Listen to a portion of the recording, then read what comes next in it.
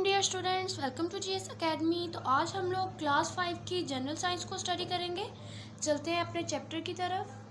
तो आज हम लोग चैप्टर नंबर 6 यानी लाइट एंड साउंड की एक्सरसाइज को सॉल्व करेंगे। इसकी एक्सरसाइज देखते हैं। इसकी एक्सरसाइज है और एक्सरसाइज का फर्स्ट क्वेश्चन है tick the correct answer. First है इसका, how does light travel in air. A part है इन अ सर्कल, बी पार्ट है अलोंग कर्व्ड पाथ, सी है अलोंग स्ट्रेट लाइन और डी है इन डिस्पर्स्ड पाथ। तो इसका करेक्ट आंसर है ए अलोंग स्ट्रेट लाइन, क्योंकि जो हमारी लाइट है वो स्ट्रेट लाइन में ट्रेवल करती है। उसके बाद सेकंड है हमारे पास, which object reflect maximum light. कौन सा जो ऑब्जेक्ट है वो मैक्सिमम लाइट को क्या करता है, रिफ्लेक्ट करता है। तो इसका है, ए है वाइट पेपर, बी है कलर्ड पेपर, सी है मिरर और डी है ब्रिक वॉल। तो इसका करेक्ट आंसर है mirror. Mirror reflect the light, mirror reflect the maximum light at the point. Third वाला है, speed of sound is maximum in, A है अ मेटल वायर, बी है air, C water, D vacuum. तो इसका correct answer है A यानी कि metal wire. Speed of sound is maximum in a metal wire. Fourth वाला देखते हैं। फोर्थ है हमारे पास, which of the following sound is called noise. Sound of a flute, rustling of leaves, pressure horn, chipping of birds. तो इसका correct answer obviously students pressure horn होगा, क्योंकि sound of a flute is a sweet sound जो कि हमें मज़े की लगती है, हमें अच्छी लगती है। उसके बाद रसलिंग ऑफ जो लीव्स है that is a kind of relaxing sound होती है, और chipping of bird is also a relaxing sound. तो इसका जो करेक्ट आंसर है वो प्रेशर हॉर्न है, क्योंकि दिस साउंड जिस नॉइस और this sound is called noise, बहुत शोर वाली आवाज़ जो है वो यही होती है प्रेशर हॉर्न।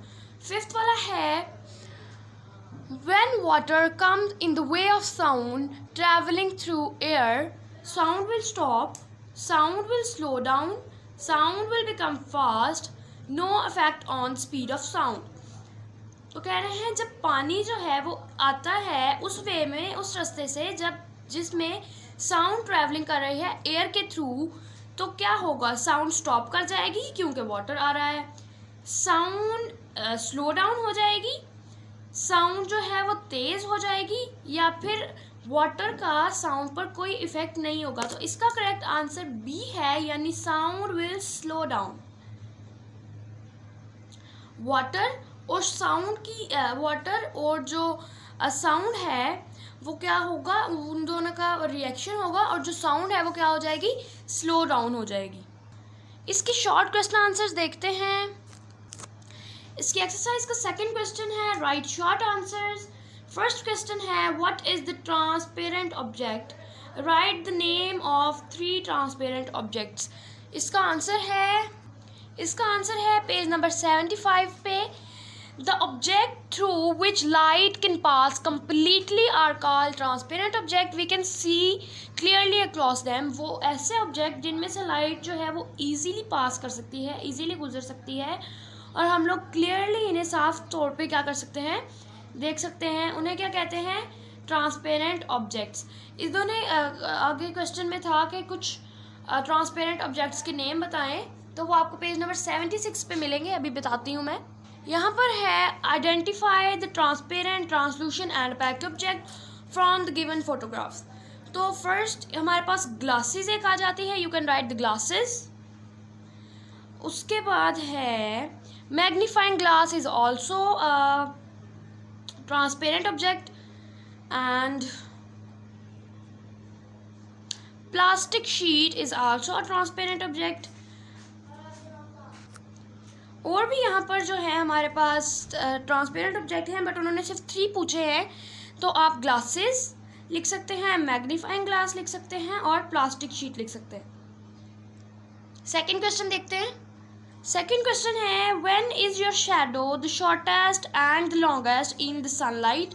तो इसका आंसर है इसका आंसर है पेज नंबर 78 पे। When an object is nearer to the source of light, its shadow is bigger. जब एक ऑब्जेक्ट जो है वो सोर्स ऑफ लाइट के करीब होगा तो शैडो क्या होगा, बड़ा होगा, बिगर होगा. When an object is greater distance from the source of light, its shadow becomes smaller. और जब जो ऑब्जेक्ट है जिसका शैडो बन रहा है वो सोर्स ऑफ लाइट से काफ़ी दूर होगा, ग्रेटर डिस्टेंस पे होगा, तो इसका जो शैडो होगा वो क्या हो जाएगा, छोटा हो जाएगा. नेक्स्ट क्वेश्चन है हमारे पास. The question is the moon is non luminous like our earth, how does it look luminous to us. जो मून है यानी कि जो चांद है वो नॉन लुमिनस है, रोशन नहीं है हमारी ज़मीन की तरह. How does it look luminous to us, तो ये हमें ब्राइट रोशन क्यों नज़र आता है. तो इसका आंसर है the moon is non luminous object like our earth but it look luminous to us. जो मून है वो नॉन लुमिनस ऑब्जेक्ट है हमारी ज़मीन की तरह, बट इट लुक्स, लेकिन ये लुमिनस दिखता है हमें ड्यू टू सनलाइट, सूरज की रोशनी की तरह. इट ऑब्जर्व सनलाइट, ये सूरज की रोशनी को ऑब्जर्व करता है. And reflect to make itself bright, और इसको रिफ्लेक्ट करता है जिसकी वजह से ये क्या दिखता है, हमें ब्राइट दिखता है, लुमिनस दिखता है. नेक्स्ट क्वेश्चन है, क्वेश्चन नंबर 4 है, can you be a winner while running with your shadow, give the reason also. क्या आप जो है विनर हो सकते हैं while running with your shadow. अगर आप भाग रहे हैं तो क्या आप अपने शैडो से विन कर सकते हैं. इसका आंसर है no, we can not win with our shadow.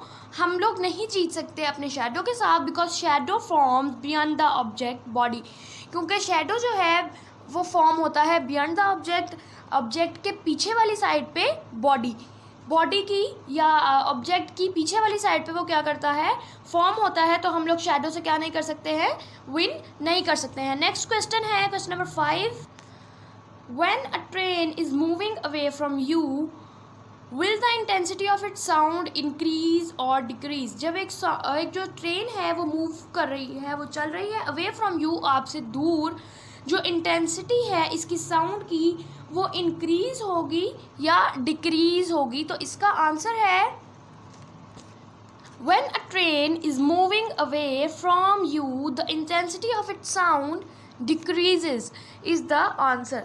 कि जब एक ट्रेन जो है वो मूव करती है अवे फ्रॉम यू, आपसे दूर, तो इसकी इंटेंसिटी ऑब्वियसली क्योंकि वो आपसे दूर है तो इसकी इंटेंसिटी क्या होगी, डिक्रीज होगी, ना कि इंक्रीज होगी.